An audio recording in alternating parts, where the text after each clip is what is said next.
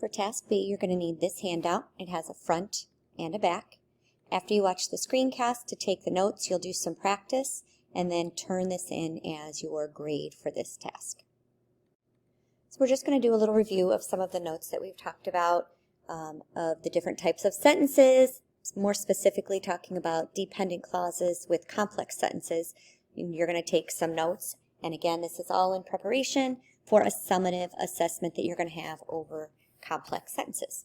So we're going to start by doing a review of types of sentences. Whatever I put in the box here, you're going to put in your notes. So the first type of sentence is a simple sentence.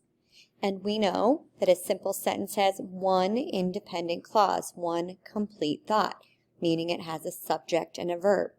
We know that it could have two subjects with one verb, or one subject doing two actions or have two verbs, or two subjects doing two verbs, but they all express one thought. Then we could have a compound sentence, and a compound sentence is two independent clauses, and there are two ways that we could make that. We could have an independent clause, which follows any of these subject-verb patterns with a comma and a coordinating conjunction with another independent clause, or in place of both the comma and the conjunction, we could use a semicolon. And then the one that we've really been spending time working on are complex sentences. That has one independent clause or at least one dependent clauses.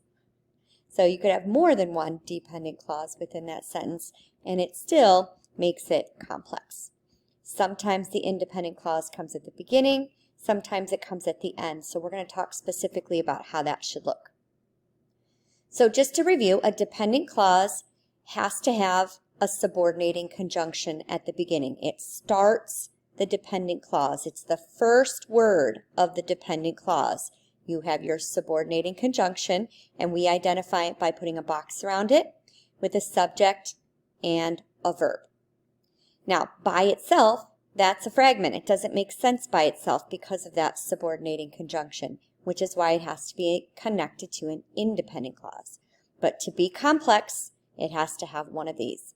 So take a second, pause the screencast, and put it away and see if you can brainstorm as many subordinating conjunctions as you can without looking at my list, and then come back and add any that you missed.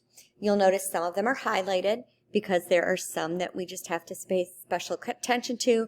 Sometimes they can look like prepositions, so we really have to know how that formula works. And know that this is not a comprehensive list. There are many, many, many more.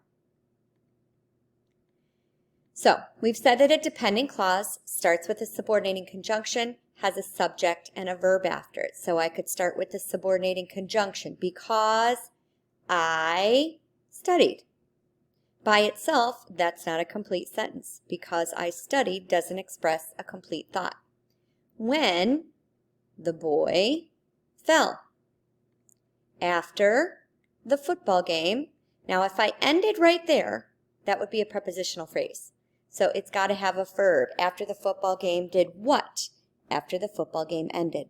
So these are all examples of dependent clauses. So sometimes our independent clause comes at the beginning, and if it does, you'll notice we don't need any special punctuation mark. I got an A on the test because I studied. An old woman cried when the boy fell. We went for pizza after the football game ended. We would have our capital at the beginning, period at the end, and no special punctuation in the middle if we start with that independent clause. If we were to flip the sentence around and start with the dependent clause, we need to put a comma after it. It's acting like a transition. Then we can put our independent clause. So I'm using the exact same sentences but flipping the order.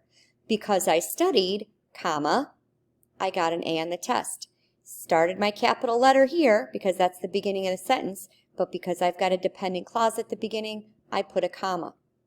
When the boy fell, comma, an old woman cried. After the football game ended, comma, we went for pizza.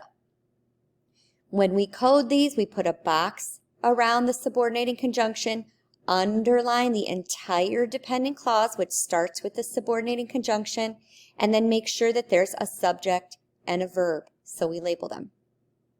So you're going to do some practice here, and in doing so, you're going to decide, does the independent clause come first and then the dependent clause, or is it dependent clause, comma, independent clause? So you're first going to label the sentence by putting a box around the subordinating conjunction, underlining the dependent clause, labeling the subject and verb, and then identifying the formula that's used. Okay, and when you're done with that, you can turn it in for your grade.